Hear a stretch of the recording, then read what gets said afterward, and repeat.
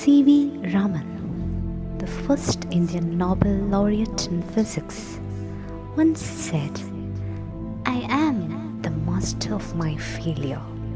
If I never fail, how will I ever learn?" Indian physicist and Nobel laureate Chandrasekhara Venkata Raman was born in Tiruchirappalli, Tamil Nadu on 7th November 1888. He was born to Tamil Brahmin parents Chandrasekhara Ramanathan Iyer and Parvati Ammal. He was the second of 8 siblings. His father was a teacher at a local high school and his mother was a housewife. In the childhood, Raman was a keen observer. He observed the red and golden streaks of light that gild the sunset sky, the swirl of the roaring tides, which stimulated his curiosity. In 1892, his family moved to Visakhapatnam and was educated at the St. Aloysius Anglo-Indian School, Visakhapatnam.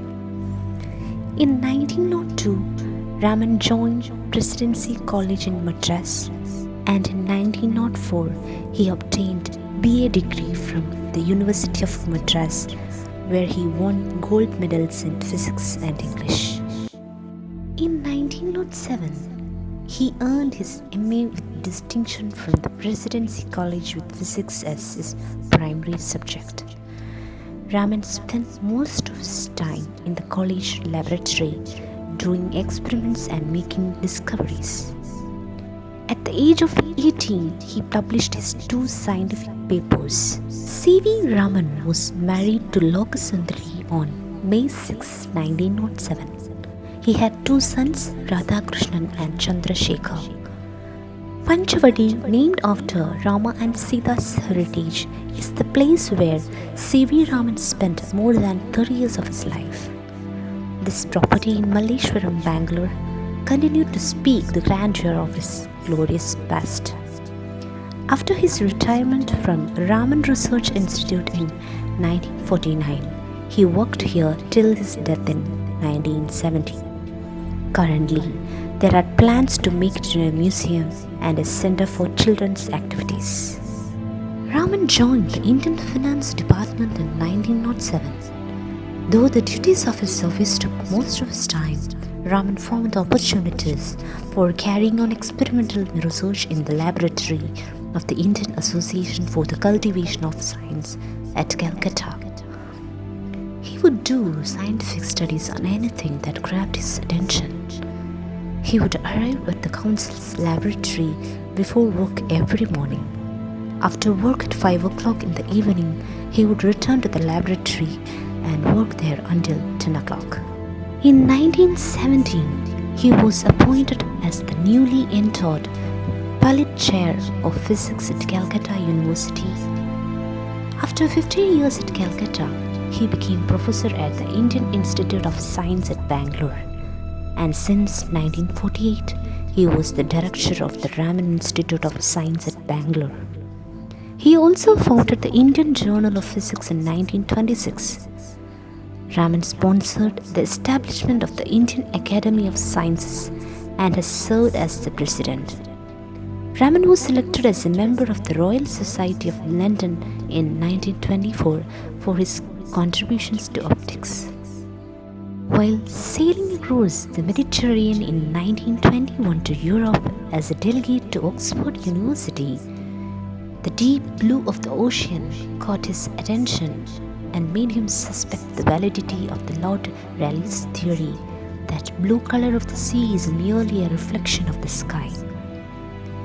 While on his return, Raman collected some seawater and viewed it at its polarizing angle through a Nicolai prism and initiated a series of experiments on scattering of light by molecules of liquid. On February 28, 1920, C.V. Raman discovered that when radiation passes through a transparent medium, the particles present in it scatter the beam in all directions, whose wavelength differs from that of the incident beam. Eventually, these led to the discovery of Raman effect, that won him a Nobel Prize in 1930, making India the first Asian country to win the honor. He was also given India's highest accolade, the Bharat Ratna, in 1954 for his tremendous contribution to science. Apart from that, he had received several medals, prestigious degrees, and royalty from various institutions.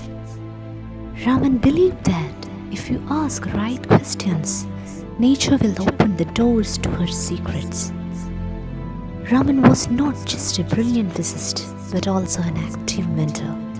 He encouraged a whole generation of scientists. He loved children and he used to take them from Bangalore school into the lab and open their eyes to the wonders of nature. As a person, he was a lively speaker. He knew how to talk to the common man in a non-scientific way. At the age of 82, while Raman was working in his lab at the Raman Research Institute in Bangalore, he unexpectedly suffered a heart attack and was passed away on November 21, 1970. Every year, February 28th is celebrated as a Science Day by the Government of India to honor C.V. Raman for his incredible contribution to advanced science. Apart from his scientific contribution, his perception of life and achievements give us excellent life lessons to follow and get motivated. His life has planted the seeds of inspiration within students across the world.